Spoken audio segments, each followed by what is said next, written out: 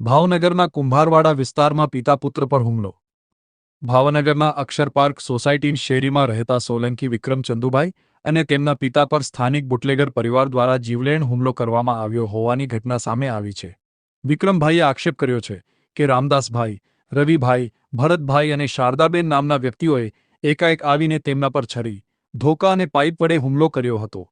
ભોગ બનનારના જણાવ્યા અનુસાર હુમલો કરનાર શારદાબેન દારૂના ધંધા સાથે સંકળાયેલા છે અને અગાઉની કોઈ અદાવતને લઈને હિંસક કૃત્ય આચરવામાં આવ્યું છે.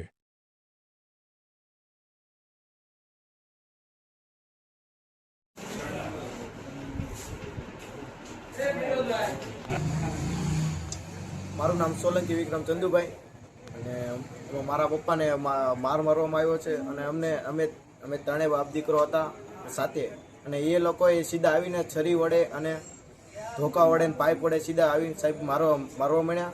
અને એ લોકો બોલતા કે તમે લોકો કાંઈ બી ગમે એ કંઈ કરશો, તમે તમારી ઉપર ગમે એ કરી શકશું અને અમે બધું કરશું. અને મને એક છરીનો ઘા મારી દીધો છે અને એક પાઇપ વડે મારવામાં આવ્યો છે. અને એનું નામ છે